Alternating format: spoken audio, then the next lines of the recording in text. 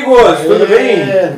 Ó, chegou segunda-feira, hein? Estamos começando mais uma live aqui diretamente da redação do Terceiro Tempo, nos altos da Avenida Paulista. Nesta segunda-feira, após rodada do Campeonato Brasileiro, foi a terceira rodada e depois dos 10 jogos realizados no fim de semana, só o Atlético Mineiro segue com 100% de aproveitamento, hein? Quem diria?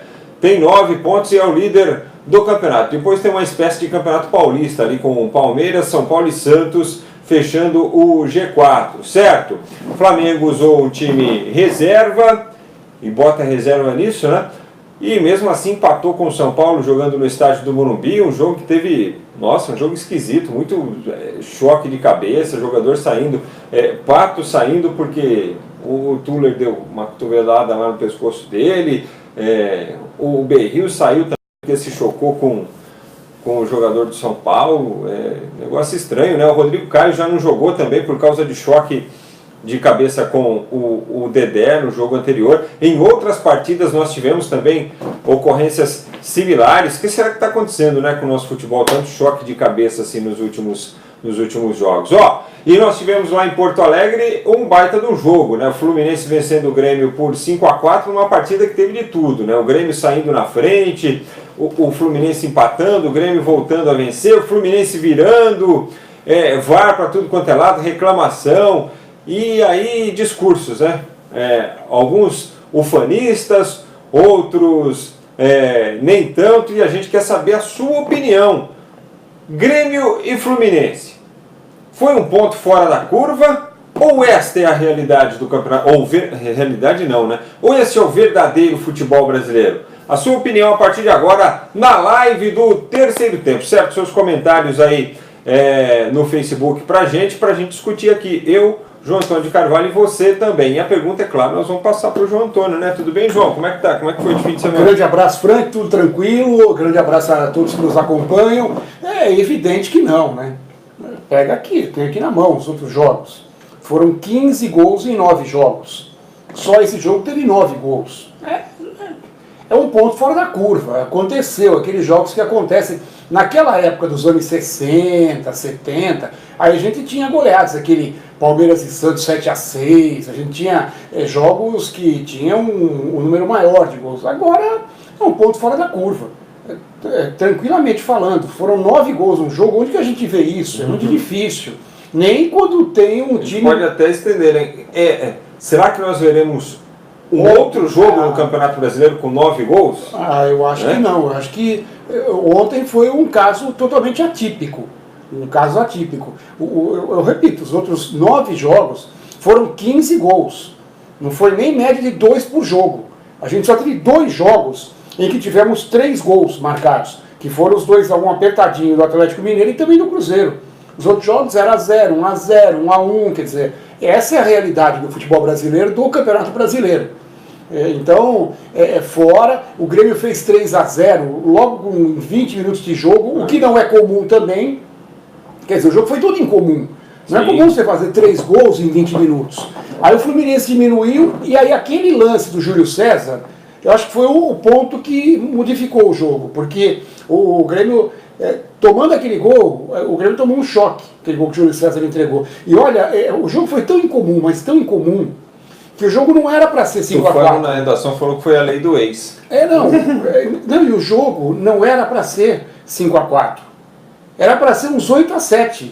Porque o Júlio César, depois daquela lambança, ele fez umas 3 defesaças, e o goleiro do Fluminense também fez, no final do jogo contra o Grêmio, fez o gol de empate com o Kahneman, entre os 38 e depois o gol aos 48, o gol do Ione, o Grêmio atacou, e também o goleiro do Fluminense fez umas 3 defesas fantásticas, muito difíceis. Então, quer dizer, o jogo era para ser 8-7 pelas chances desperdiçadas pelas defesas dos goleiros, né? Então, fora da curva. Foi um jogo totalmente atípico. Não acredito que a gente vai ver um jogo de tantos gols, mesmo reunindo um time com um potencial maior e um time bem mais fraco, como existe no brasileiro. Não acredito. O Márcio Pioli diz assim, o melhor jogo do final de semana, Grêmio e Fluminense. Um abraço pro meu primo Milton Neves, será abraçado. Inclusive tá. O Éder Ribeiro, jogão, né? Grêmio e Fluminense, isso aí mesmo. Cláudio Andreata, não veremos mesmo, né? O Cláudio, outro jogo desta forma. Tomara que a gente veja. Engraçado assim, a gente tem que aproveitar, né? Porque o jogo foi legal, foi bom de assistir. Agora, se coloca no lugar do torcedor do Grêmio e do Fluminense. O que os caras sofreram do coração nesse domingo, Nossa. velho? Né? Tinha muito disso. O Ruscélio manda um salve para Sanharó, em Pernambuco. Aí, ó, Ruscélio Silva Torres, o Sanharó. Grande abraço para todos aí. Marquinhos Oliveira, com os clubes colocando só jogadores reservas, duvido ter outro jogo daquele. Marquinhos Oliveira e Vitinho Oliveira, família Oliveira em peso, hein? Faz sentido, né, João? Hoje, pelo menos nesse começo do campeonato, os clubes têm alternado aí as escalações, né? Muitos deles, né? Principalmente os que estão evidentemente na Libertadores e tudo. O Grêmio fez isso em rodadas anteriores. Depende muito, né, o Frank, da situação que você tem nesse momento nas competições. Por exemplo, o Palmeiras, o ano passado, não só o Palmeiras, mas os principais times que disputavam a Libertadores, priorizaram a Libertadores e a Copa do Brasil naquela fase mais decisiva, que vai começar agora, porque a Copa do Brasil pelo dinheiro. E a Libertadores pelo dinheiro, pelo nome, pelo peso, pelo status, por disputar o Mundial. Então, os times priorizaram realmente essas competições. Nesse momento, a gente está tendo ainda os times com um pé em cada canoa. Sabe, tá aquele olho no gato, outro na frigideira e tal. Porque, por exemplo, o Palmeiras. O Palmeiras ele jogou com o time completo porque pegou o Inter, que é muito forte. E agora, apesar de ser Libertadores, o Palmeiras deve poupar jogadores contra o São Lourenço, já que já está classificado, joga em casa, precisa só de um empate para ser o primeiro do grupo. Claro que se ganhar e o Inter tropeçar, vai ser a segunda melhor campanha. Mas também está em jogo brasileiro, o Palmeiras deve colocar o time principal contra o Atlético no final de semana. Porque o Atlético é líder, o Palmeiras é vice-líder. Se ganhar o jogo fora de casa, o Palmeiras assume a liderança. E aí o que o Felipão, eu entendo que deve estar fazendo, ele quer tentar colocar uma gordurinha maior no brasileiro, e aí depois sim, aí quando começar aquela fase, aí muda toda a chave. O time principal fica Libertadores e Copa do Brasil, e o alternativo fica no Campeonato Brasileiro. Então é mais ou menos isso. Quem está ainda com problemas, como o Flamengo, como o Grêmio na Libertadores, vai ter que se dedicar, né? Se dedica a Libertadores e coloca a reserva no Brasileiro, como foi o Flamengo ontem. O Elbert Porto, no lance da contusão do Pato, foi agressão, foi mesmo, né? Do Tuller, né? O Matheus Tuller, pô. Era até um lance pro VAR aquilo ali. Vamos discutir daqui a pouquinho quando a gente analisar o jogo do São Paulo. Mas eu concordo com você, o Elbert. Aliás, você que está nos acompanhando aí pelo Facebook, compartilhe a nossa live aí também com as suas redes sociais, tá bom? Para trazer mais gente aqui para discutir futebol com a gente. O Nelson Peringuareschi, boa tarde, boa semana. E o Russelli disse que está lá em Sanharó mesmo, Pernambuco, lá assistindo a gente. Marcos Júnior, esse futebol que os dois clubes proporcionaram não foi um grande futebol apresentado, mas sim grandes jogadas em alguns gols feitos. É que foi um jogo diferente mesmo, né? Com muitas alternativas assim. Estranho, né? Difícil de acontecer mesmo. A hora que eu estava voltando do Morumbi, que eu fui assistir o jogo de São Paulo, fui trabalhar lá no jogo de São Paulo. Aí tava 3-0, eu falei, ixi, mas ó, 3-0, plantão informou lá, 3-0 pro Grêmio. Eu falei, o jogo deve ter começado faz tempo, né? Daí a pouco veio um outro rapaz e falou, olha, 2 gols seguidos agora do Fluminense, tá 3-2. Eu falei, ué? Aí fui pra casa, tomei banho, agora que e aqui tava 4-4, eu falei, ué, mas esse 4-4, que jogo doido. Aí que eu fui pra TV para acompanhar, ainda peguei o último gol do Fluminense, depois eu fiquei acompanhando a repercussão para saber tudo que tinha acontecido no jogo, né? Foi um jogo extremamente maluco, cheio de alternativas, e com VAR aos 51 minutos do segundo tempo, para saber se tinha sido pênalti ou não. Jesus amado, hein? E o que eu achei legal foi o Renato Gaúcho, depois do jogo, falou, ó, esquece a arbitragem, não tem nada a ver a arbitragem aqui, o árbitro foi muito bem. Quem vacilou lá dentro de campo foi a equipe do Grêmio, né? Isso aí foi falando bem legal. Falando que o time deu mole, né? Ele falou mais de 30 vezes a palavra mole na coletiva dele. É isso aí. O Danilo Pereira, boa tarde, meus jovens. Obrigado. Tá com a TV preto e branco ainda, né? Boa tarde, meus jovens. Último jogo, assim, Santos e Flamengo. Foi o Santos e Flamengo, né? Com o Flamengo de Ronaldinho Gaúcho ainda, né? Sim. E o Santos de Neymar. Jogo maravilhoso mesmo. Thiago Dantas, até que enfim ganhei o selo de superfã, kkkk, mais uma live compartilhada com sucesso na Watch Party, audiência bombando, valeu Thiagão, aí ó, tem selinho agora, hein? O Jorge Luiz Sobral, de 2018 para cá, o melhor jogo do futebol brasileiro, Grêmio e Fluminense. O Rosselli quer saber de novo se o Luxemburgo fechou com algum clube. Não. O Carlos Freitas, será que é o melhor jogo do brasileiro? Olha, eu acho que vai ser difícil superar, pelo menos um jogo com tantas alternâncias assim, acho que vai ser bem difícil de superar. Talvez tenhamos jogos mais disputados, enfrentamentos mais equilibrados e tudo, mas eu acho que com tantos gols e com tanta alternância de placar e de situações, eu acho que vai ser bem difícil. E eu acho que ele vai ser muito usado pelos treinadores, esse jogo. Acho que sim, eu acho que, por exemplo, Carille, o Felipão, o Mano, eles vão usar esse vídeo e falar assim, não façam como eles. Vocês estão proibidos de fazer o que eles fizeram. Acho que vai ser assim que vai ser a utilização desse jogo para esses técnicos. Até porque, ô João, não tem como o futebol ser do jeito que foi ontem. Não. Não tem como também, se você... Eu tava vendo nas redes sociais lá, quando estava 3-0 pro Fluminense, a ira dos torcedores do Fluminense contra o Fernando Diniz, né? Que tem que ser demitido, isso, aquilo, mas assim, isso porque eu estou sendo educado, né? Não vou repetir, obviamente, que... E depois o 5-4 era o genial, nunca critiquei. Então assim, nem tanto ao mar, nem tanto à terra, né? O jogo foi excepcional, no melhor conceito da palavra. Ele foi excepcional, porque não vai ocorrer de novo. Não desse jeito, não nessas circunstâncias, né? E acho que assim, não foi colírio para os olhos do torcedor brasileiro, não foi uma luz no fim do túnel no futebol brasileiro, foi nada disso. Foi um jogo, foi uma exceção a tudo que acontece no futebol brasileiro, porque treinador nenhum vai pedir para o time entrar em campo e falar, vamos lá e busca o gol a todo custo. Nem o Sampaoli. Assim como lutador nenhum entra para fazer 12 assaltos e fala, nós vamos sair na mão aqui os 12 assaltos o tempo inteiro. Certo? Porque não aguenta, porque não dá, porque é impossível. Se você não tiver uma estratégia, se você não pensar estrategicamente, seja um jogo de futebol, seja uma luta de boxe, dificilmente você vai para frente também. Dificilmente você vai sair vencedor. Não adianta o lutador entrar no ringue, chegar lá e querer soltar a bordoada à torta direita. E o curioso é que o que a gente fala, o jogo foi muito intenso, né? Foi. Até o final. O gol do Kahneman foi aos 38.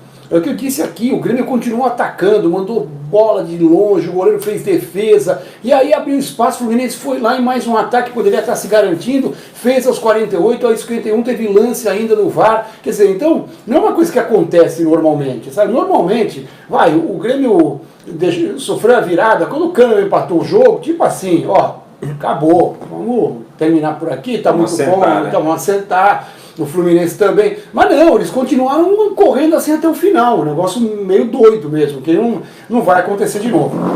Olha só, o Nelson Perim dá boa tarde pra gente, desejo uma boa semana, obrigado por você também, Nelson. Antônio Souza, curtindo aqui de Aparecida de Goiânia, em Goiás, abraços, Antônio, obrigado pela audiência. O Sidney Medina manda uma boa tarde pra gente, Jorge Luiz Sobral manda um alô pra torcida do Timão em Sergipe. O Carlos Freitas, pelo que o Fluminense jogou ontem com o Grêmio, dá para passar pelo Cruzeiro na Copa do Brasil. Pensou na Copa do Brasil um jogo desse aí? Nossa Senhora.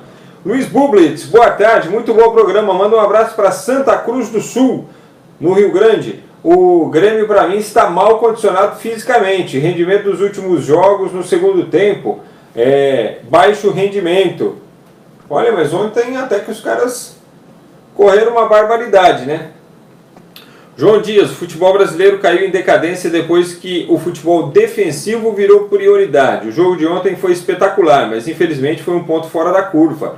O Paulinho Cunha, melhor jogo do campeonato, Grêmio e Fluminense. Francisco Silva, Bem feito pro Grêmio, o Renato fala muita besteira, kkkkkk. Até que não, né? Até que o Renato tá tranquilo ele.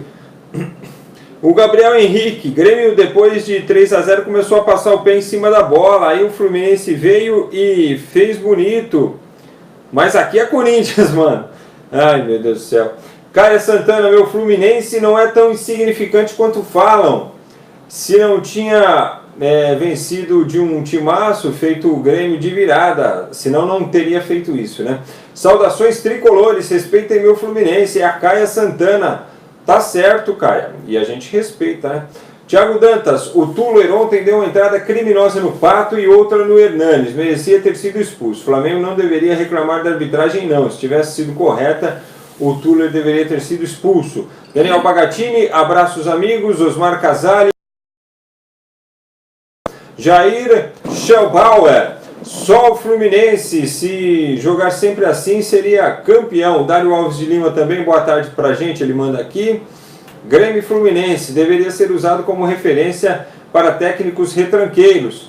O Elbert Porto, eu não sou tricolor, mas achei o jogo maravilhoso. E a Dalva Antonângelo, jogo é jogo, quem faz mais gols ganha, né? Normal, é isso aí mesmo, hein? No fim das contas é isso aí mesmo. E o Alexandre José de Almeida, boa tarde, ótima semana. Bom, a rodada do Campeonato Brasileiro terminou brindada com esse jogaço aí, né? 5-4 para o Fluminense lá em Porto Alegre, mas começou com a realidade do nosso futebol. Aquele 1-0 magrinho do Palmeiras sobre o Internacional no sábado, né, João? O Palmeiras, ele jogou para o gasto. Ele começou pressionando o Inter, até fazer o gol, o Palmeiras já tinha tido algumas oportunidades, e depois se fechou e procurou jogar no contra-ataque. Aquele estilo Felipão, só que na verdade deu poucas oportunidades para o Inter. O Palmeiras marcou muito bem, é impressionante, o Gomes e o Luan vão completar 700 minutos sem sofrer gol, quando os dois jogam juntos. Uma marca impressionante, e o Palmeiras completou 26 jogos de invencibilidade, igualando, né, a invencibilidade do time que foi bicampeão brasileiro em 72 e 73. O Palmeiras, naquele Campeonato Brasileiro, em 7-2, 7-3, o Palmeiras ele perdeu alguns jogos de 7-2, perdeu um jogo para o São Paulo, inclusive, aí depois o de 7-3 ele ficou invicto um bom tempo, e perdeu pouco no campeonato, e com isso o Palmeiras fez 26 jogos, e agora fez 26 também, juntando do ano passado para esse ano. Né? A última derrota foi aquela contra o Fluminense, 1-0 gol do Gilberto. E caiu o Roger. Então é aquele Palmeiras, né? O Daverson de sempre, fez seu 4º gol só no ano, o Borja tem 2, o Arthur tem 1, mas o Daverson deve descansar contra o São Lourenço, como alguns outros jogadores. É o que eu acho. Acho que o Palmeiras vai agora priorizar o jogo de domingo contra o Atlético, que é o líder do campeonato. Na quarta-feira o Palmeiras vai poupar alguns jogadores. Mas é aquilo, né? O Palmeiras vai ser isso sempre. Eu já falei no ano passado, o torcedor do Palmeiras tem que ter consciência que em nenhum momento seu time vai ser brilhante, como, por exemplo, esse jogo de ontem, Fluminense e Grêmio. Não espere um 5-4 em jogo do Palmeiras, nem para lá nem para cá, nem ganhando nem perdendo. Aí vai falar, bom, ganhou de 4-0 alguns jogos, ganhou de 4-0 porque pegou um Fortaleza que é um time mais limitado, tinha ganho também outro dia de 4-0 na Libertadores contra o Melgar, que é um time muito fraco, né? Então, quando o Palmeiras pega um time fraco, se ele joga indo para frente, ele faz gols, porque a qualidade técnica é grande. Mas contra um time melhor, o Felipão é isso aí. Edgar Oliveira manda abraços para Cambuí, Minas Gerais. Alô, Cambuí. E aquele doce de leite lá do... é bom, hein? Maquiel Nascimento Xavier, o que vocês acham do estilo de jogo do Mano Menezes? Cara, eu gosto, sinceramente. Ele é desses técnicos, assim, não é que ele prioriza o sistema defensivo, ele organiza o time a partir do sistema defensivo. Só que ele, assim, ele não é um técnico que abre mão do talento lá na frente, que gosta de bons jogadores, gosta de futebol bem jogado. Eu gosto do estilo do Mano. Eu acho que o Mano é um bom técnico. Ele já teve grandes momentos. Não é um técnico tão defensivista assim. Ele realmente, como o Frank falou, ele procura organizar bem o sistema defensivo, marcação muito forte no meio, então ele não costuma não abrir mão de 2 volantes, 2 jogadores que costumem marcar bem, e aí ele libera mais os jogadores do meio para frente, gosta muito de liberar laterais. Você vê que no Cruzeiro, é só no Cruzeiro que o Egídio consegue jogar. Por quê? Porque no Cruzeiro ele não tem quase preocupação nenhuma de marcação. E ele com a bola no pé não é um mau jogador. Sabe, eu pego muito no pé do Egídio. Ele ontem fez um baita cruzamento pro gol do Rodriguinho. Ele com a bola no pé não é um mau jogador. É aquilo que a gente fala que tem jogador que joga na posição errada, né? O Avelar do Corinthians, ele atrás, ele atrapalha. Na frente vai lá e faz um monte de gol. O Daverson fez o gol ontem, mas 4 gols no ano só para um centroavante. Em compensação, quando o time adversário ataca, ele tá lá e tira todas de cabeça. Então é mais zagueiro que atacante. E o Egídio é isso, o Egídio é muito mais um ponta, um atacante do que um lateral. Só que com o sistema do Mano, ele joga protegido. Então é isso que o Mano faz. O Mano procura tirar o melhor de cada jogador. Ele tem isso, ele é um técnico muito disciplinado.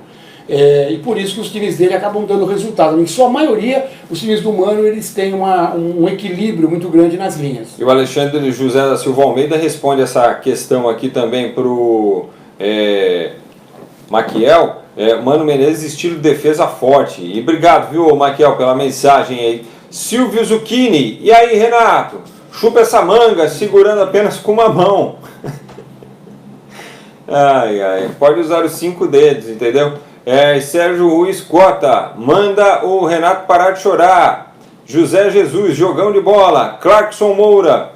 Ainda dizem que 2 raios não caem no mesmo lugar, hein?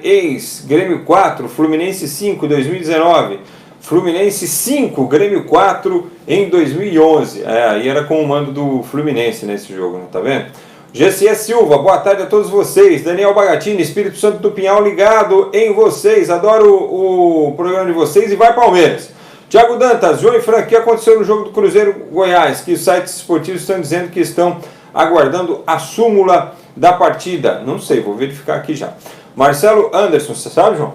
Marcelo Anderson, por que para o CSA não tem VAR? Como não tem VAR? Todo jogo do Campeonato Brasileiro tem que ter VAR, gente. Teve treta lá no jogo contra o Santos e precisou de VAR e não utilizaram? É isso, Marcelo? Explica para nós. Frank, para vocês qual o maior técnico? Ou melhor, né? Renato Gaúcho, Tite, Abel, Felipão ou Celso Rotti? Pergunta aqui o Russelli da Silva Torres. Desses aqui? Difícil, hein? Para mim o melhor é o Tite. Por hora. Quer opinar? Não, eu acho que o Tite ele chegou a um patamar excepcional e ele está pisando demais na bola. Ele está perdendo tudo que ele conquistou. Então aí pode-se abrir um espaço para um novo técnico. Só que aí quem vinha na cola era o Renato Gaúcho, só que ele tem que colocar o Grêmio na linha também, senão não resolve. É isso aí. Falando em Tite, o ex-clube do Tite, né, o Corinthians empatou com o Vasco da Gama, o jogo foi lá na Arena da Amazônia. O Corinthians não tinha 6 titulares, o Carille ainda resolveu poupar alguns outros, né? Moral da história, jogou com o time reserva e só empatou com o Vasco. Que o Vasco é muito fraquinho, né? O time do Vasco é muito fraco. Eu achei que foi pênalti do garoto. Sim, lá do Carlos Augusto. Carlos Augusto. Ele empurrou e hoje em dia é a nova mecânica do futebol. Você tem que tomar muito cuidado, porque no momento que temos o VAR, então você tem que tomar cuidado, porque aquele lance passaria despercebido como passou com a bola rolando. Porque não foi um lance tão assintoso. Mas a partir do momento que você encosta, que você derruba, você está colocando em risco o seu time. Por quê? Porque tem muita gente olhando, tem muita gente observando. Então o empate acabou fazendo justiça, o Corinthians muito desfalcado, acabou não jogando um grande futebol, foi um golaço do Matheus Vital, mas também deram um mole para ele danado, né? Porque ele bateu, voltou, chutou, cruzou e tal, e foi andando, foi driblando e acabou fazendo gol, né? Mas eu continuo achando aquilo, o Vasco corre muito risco de rebaixamento. E o Corinthians começou mal o campeonato, era um jogo que poderia ter ganho mesmo jogando fora de casa. O Carille não tem grandes problemas, né, com o time, poupou muita gente machucada, está pensando na Copa do Brasil, né, evidente que é um torneio que é muito mais fácil o Corinthians tentar chegar numa final do que ganhar o Brasileiro. Então é isso, o torcedor do Corinthians pode ficar esperando esse time aí que jogou contra o Vasco, enquanto o Corinthians tiver chance na Copa do Brasil. E aí ele vai cada vez mais se afastando das primeiras colocações, daqui a pouquinho o Corinthians vai estar naquela zona de Sul-Americana. Ele tem essa semana inteira de treinamento, hein, o Fábio Carille, porque não joga na semana, só tem a partida do Campeonato Brasileiro no próximo fim de semana. Marcelo Anderson diz assim, isso mesmo, a coisa tá feia para nós, estão metendo a mão no CSA. Ô, CBF, ô, comissão de arbitragem, vamos ficar ligeiro aí, hein? O Givanildo Ramos responde aqui que o melhor técnico para ele é o Tite. O Alexandre José diz que o Corinthians deixou de ganhar 2 pontos, ganhou de deixar, é ótimo, hein? O Chagas Magalhães, que jogo do Flusão, hein? Estou na torcida de Uiraúna, Paraíba, 540 quilômetros de João Pessoa. Alô, Uiraúna, grande abraço para todos vocês aí. E o Luiz Henrique Red Iron, na minha opinião, o Corinthians está precisando urgente de um meia para armar as jogadas. Infelizmente, Jadson não está rendendo e não podemos ficar dependendo somente do Sornosa. O que vocês acham? Fato. Frank e João estão analisando o cartão vermelho para o Giovanni Augusto, segundo o UOL. Beleza, maravilha.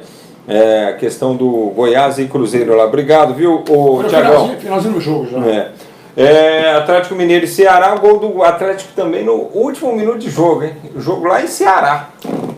O Ceará... É o jogo da liderança do Atlético. O Ceará começou bem, fez 1-0 de novo com o Ricardo Bueno, né? Contando com a ajuda do Hever, né? Que a bola desviou no zagueiro do Atlético. Esse é o tipo do lance que, apesar do jogador ter tido a intenção de jogar pro gol, é mais gol contra do que gol do centroavante, né? Porque o Hever tirou completamente da direção do Vitor, né? E o Atlético, esse técnico novo do Atlético Mineiro, esse interino, o Santana, ele está fazendo um trabalho legal, ele está rejuvenescendo um pouco o Atlético.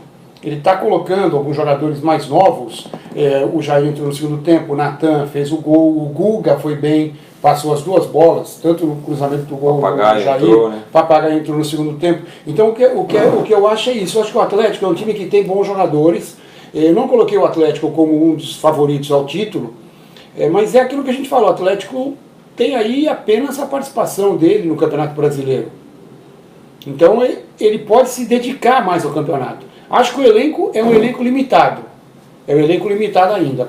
Acho que lá na frente, acho que o Atlético é aquele estilo que foi o São Paulo ano passado. É uma liderança um pouco enganosa. Vamos aguardar o jogo contra o Palmeiras, porque pela primeira vez o Atlético vai pegar um adversário que é um dos grandes candidatos, grandes favoritos ao título. Vamos ver como se comporta o Atlético Mineiro contra o Palmeiras para ver se ele vai ter camisa, vai ter peito para poder brigar lá em cima. Por enquanto, está fazendo sua parte, bem feita, e o Rodrigo Santana está fazendo o que ele pode, não tem grandes reforços. O time colocando uma garotada está dando dinâmica no Atlético Mineiro, coisa que talvez estivesse faltando com o Levir e com muito veterano. O time fica preso, sabe? Não rende, não tem velocidade. E com o Santana isso está acontecendo. Então, vamos aguardar um pouquinho com o Atlético Mineiro, mas pelo menos está fazendo o seu grande papel. Olha aqui, o Marcelo Anderson diz, obrigado por falar em tom de igualdade para todos. Boa tarde, imagina, porque a gente está falando do CSA, né? O Albert Porto, o Rossi não pode ficar fora do time do Vasco. Givanildo Ramos Magalhães, sou de Itapipoca, no Ceará. O Ceará está jogando bem, mas o ataque deixa a desejar. Ele escreveu aqui, torço Vazão. Vascão, seria? Não, escreveu Vazão mesmo. Vozão, ele falou do Ceará do ataque. Bom, já estava implícito aqui, né, que torce pro Ceará. Mas tá bom, Givanildo. Tamo junto. E aí na sequência, Chapecoense e Atlético Paranaense 1-1, normal, né, pros dois aí. Absolutamente normal. A equipe do Atlético fez 1-0 com o Rony, também contando com a ajuda da defesa. O jogador da Chapecoense desviou a bola e no finalzinho, já no segundo tempo, um rebote, o Everaldo marcou seu 3º gol. O Everaldo, que é aquele que colocou a agasalho na menininha na hora do hino lá na primeira rodada, já tem 3 gols no campeonato. Chapecoense jogou em casa, mas o Atlético é um time que vai brigar lá em cima, então não pode ser considerado um resultado ruim. Claro que seria importante para a Chapecoense ganhar um jogo, mas contra o Atlético Paranaense não é um resultado tão ruim.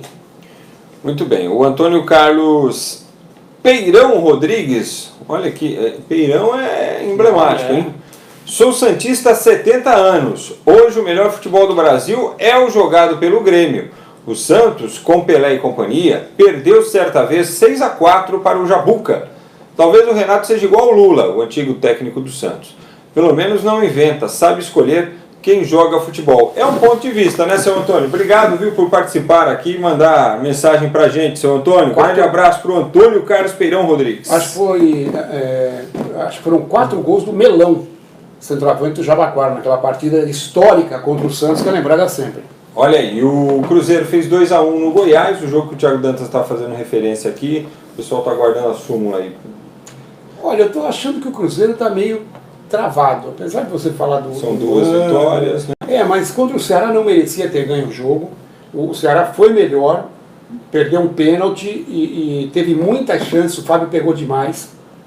E ontem contra o Goiás, jogou melhor que contra o Ceará. Mas não foi aquele atropelamento contra um time que está brigando para não cair.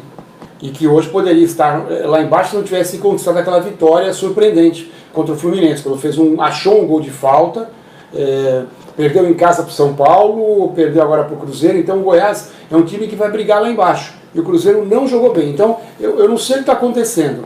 Eu não sei se... Sabe, nenhum clube consegue se manter no topo o tempo todo. O Cruzeiro fez uma bela primeira fase da Libertadores, começou bem o Brasileiro, mas esses 2 últimos jogos não me chamaram a atenção. Eu não gostei do Cruzeiro. Acho que o Mano tem que consertar alguma coisa. Está faltando alguma coisa para o Cruzeiro voltar a ser aquele grande favorito. E o São Paulo com o Flamengo, o empate por 1-1 contra o Expressão lá do Flamengo? A gente fala, né? Primeiro que realmente eu concordo que o Tuller exagerou na dose, poderia ter sido expulso e isso mudaria completamente o jogo. É verdade. Mudaria completamente o jogo. Mas, bom, ele não foi expulso, então não mudou o jogo. Então, aquilo que nós tivemos, o Abel, ele montou muito bem o Flamengo. O Abel gosta também de montar time mais para trás, né? O Abel é meio estilo Mano Menezes. Ele primeiro prioriza lá atrás, só que com o Flamengo é um problema que o Flamengo titular tem uma defesa que ele já não dá confiança, mas essa de ontem acabou, não é que deu tanta confiança, mas tinha 3 volantes.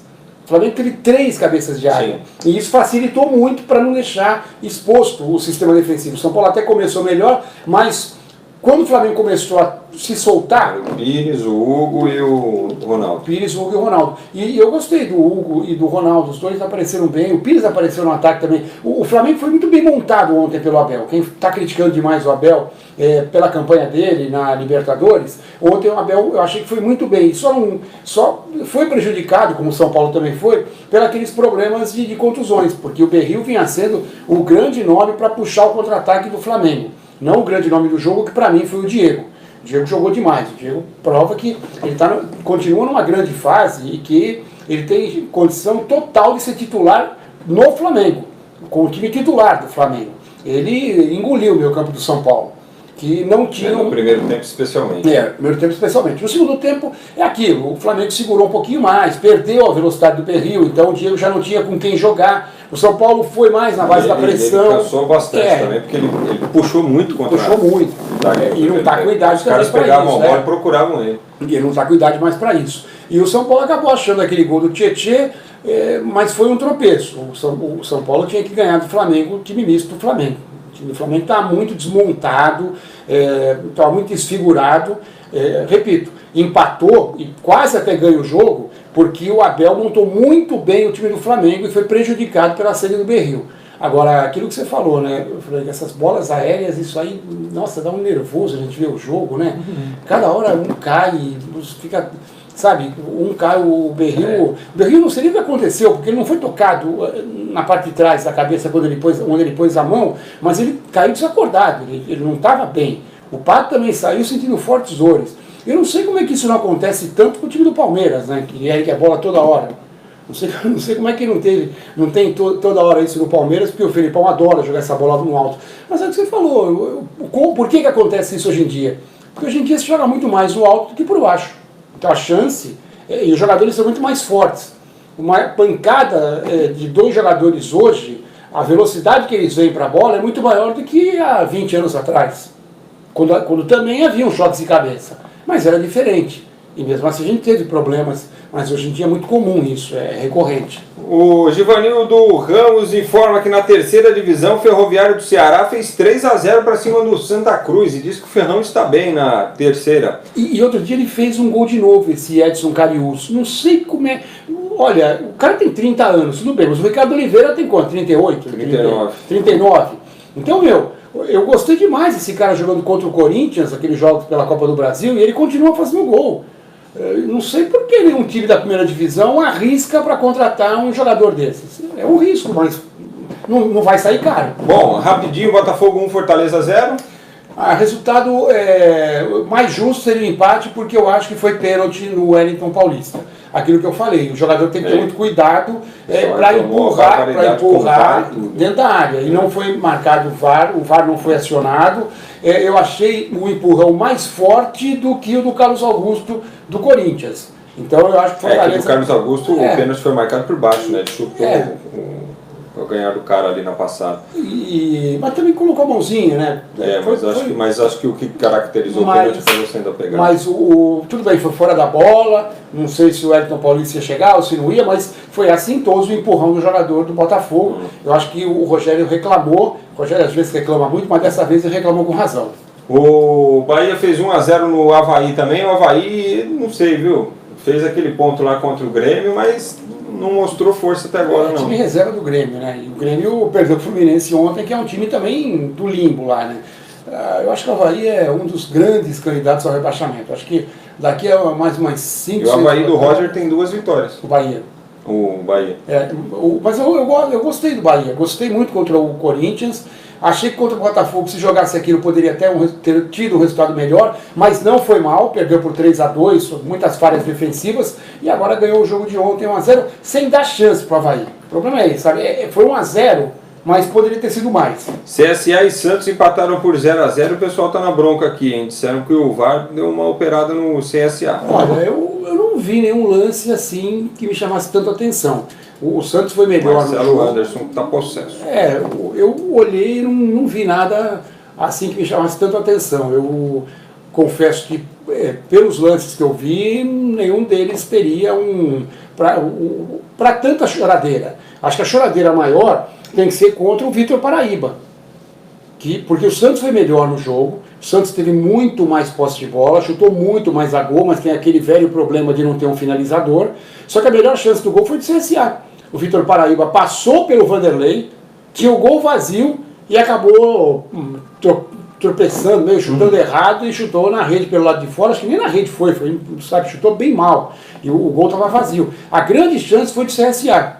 O CSA empatou mais uma contra um time que vai brigar lá em cima, 2 pontos. O CSA, para ele tá bom. O empate contra o Palmeiras, o empate contra o Santos, para o CSA tá bom, porque a briga dele é contra Avaí, contra Ceará, contra Fortaleza, contra Goiás, contra Vasco. Então nesses jogos é que a gente vai ver o que o CSA pode fazer para não ser rebaixado. É isso aí. Fala só rapidinho do Fluminense, do Fernando Diniz, João. A pedido do Chagas Magalhães aqui. Já falamos no começo, um jogo fora da curva. Falamos do jogo, queria que se focasse no Fluminense aqui para ele. O Fluminense é aquilo, né? O Fernando Diniz quer realmente o time para frente. E ontem a gente não pode nem falar que o 3-0 do Grêmio foi porque o time tentou sair jogando e saiu mal. Não foi, o Grêmio é que envolveu o Fluminense, depois é que parou de jogar. Mas eu acho legal, eu acho que o Fernando Diniz tem que aproveitar, já que ele tem jogadores habilidosos na frente, como o Everaldo, como o Ione, quando joga o Ganso, sabe? Ele tem jogadores de um bom nível. Então ele tem que jogar para o ataque mesmo. É o time suicida, é um time que vai ganhar jogos como o Santos no Paulista. Vai ganhar jogos, às vezes, de 3, 4 gols e também quando der errado vai perder de goleada. Eu acho o que eu falei, o Fluminense é time para a Copa do Brasil. Mesmo com o Fernando Diniz, mesmo com essa ousadia, eu não vejo o Fluminense brigando para chegar numa Libertadores. Mas também não vai correr risco nenhum de cair. Tá falado, Chagas? Givanildo Ramos, ele acha que o Edson Cariús deveria também ter uma oportunidade em um time grande. Alguém deveria ir lá e pegar. O Santos está aí com problema, não consegue chutar gol, os caras chutam. Ontem tudo bem, já chutaram algumas a gol, mas não consegue tirar do goleiro. Vai lá, pega esse rapaz, o cara fez muito gol no Campeonato Cearense no ano passado, fez gol nas divisões menores, fez gol na Copa do Brasil, por que não dá uma chance? Tem destaque olímpico, João? Voleibol, Superliga Masculina no sábado, olha, o SESI deu troco, hein? Ganhou de 3-1 no Taubaté e agora teremos o jogo decisivo, quinto e decisivo jogo, chegando aí na quinta partida. O jogo vai acontecer sábado em Suzano, 21h30. De novo a gente vai ter o ginásio completamente lotado, uma grande festa, essa final da Superliga Masculina. No vôlei de praia, olha só, o Álvaro Filho e o Alisson, primeira competição deles importante no circuito mundial em Kuala Lumpur, na Indonésia, já ganharam o título. Olha. Chegaram na final, ganharam do Brunner e do Pride dos Estados Unidos por 2-0, perderam apenas um set nas 6 partidas que disputaram, é uma dupla forte, candidata a chegar nos Jogos de Tóquio. Por falar em Jogos de Tóquio, o boxe brasileiro que está se preparando também ganhou 4 medalhas no torneio Félix Stan, na Polônia, um técnico renomado de boxe que dá o nome ao torneio. O Ronaldo Bezerra, o Calil Paiva e a Beatriz Ferreira, a Bia, ganharam medalhas de ouro. E a Graziele de Jesus ficou com a medalha de bronze. E uma última notícia, tivemos no final de semana a seletiva nacional do tiro com arco, para definir os representantes do país nos Jogos Pan-Americanos de Lima. E a equipe está definida. No masculino, o Marcos Vinícius da Almeida, que é o grande nome, né, a grande revelação, medalhista em Jogos Mundiais da Juventude, junto com o Marcelo Costa Filho e o Bernardo Souza. E no feminino, a Ana Marcele Gomes, que foi bem nos Jogos do Rio, com a Ana Luísa Caetano e também com a Graziela Santos, são os 6 que irão para Lima representar o país no tiro com arco, o popular arco e flecha. Boa! Ó, o Ricardo Ribeiro, o Galo pode estar limpando a taça para outro time. Ai, ai. O Jansley Amaral, o Renato quer ir para o Flamengo, só pode. Oswaldo Trindade Júnior, e o lance do Pato, cartão vermelho seria injustiça? Para mim não seria não. Não seria. Pedro Maravelli, boa tarde, boa semana. Jogaço de ontem, infelizmente, é um ponto fora da curva. Falta coragem para muitos treinadores. Valeu, Pedrão. O Jansley diz assim, o meu Verdão subiu para a elite ontem. Uberlândia, Minas Gerais, campeão mundial de 2022. Olha, o Uberlândia subiu para a primeira divisão, então, lá em Minas, né? Isso aí, né, Jansley? O Uberlândia que teve times fortíssimos, já principalmente no final da década de 70, quando o Uberlândia contratou nada mais nada menos que Dirceu Lopes. Foi o técnico do Uberlândia que passou mal esses dias? O Ademir? O Ademir foi, Fonseca? Não sei se está lá ainda, né? Mas eu acho que foi ele. Ah, ele estava disputando. E na década de 70, então, o Uberlândia levou o Dirceu Lopes para lá, no finalzinho da década de 70, 78, 79, e ele jogava no time que tinha o Xaxá, nosso querido Xaxá, lá do Guarujá, né? Jogou na Portuguesa Santista, Portuguesa Esportes, no Vasco, né? E também o João Marques, que era o tradicional João Galinha, foi revelado pela Portuguesa Santista e jogou ao lado do Xaxá e do Dirceu Lopes. Legal, boa. Parabéns aí, o Jansley, para todo mundo aí em Uberlândia, hein? Grande abraço. E um abraço também para você que acompanhou a nossa live aqui nesta segunda-feira. Gostou da live? Deixa aquele like, aquela curtida aí pra gente. Compartilhe nas suas redes sociais. Siga o Terceiro Tempo lá nas redes sociais. É @Terceiro Tempo. A nossa página no YouTube é o Terceiro Tempo TV. Você não confunda, vá lá, siga. Se inscreva no nosso canal, acione o sininho para receber as notificações também das entrevistas e do material exclusivo que a gente produz para você a partir aqui da redação. E lá no nosso Instagram, no @Terceiro Tempo, tem promoção para você concorrer a um fim de semana na praia, lá em Peruíbe, e conhecer também o projeto social Anjinhos da Rua, que é um negócio espetacular, tá? Dá uma olhadinha lá no nosso Instagram. Valeu? Até amanhã, pessoal. Tchau.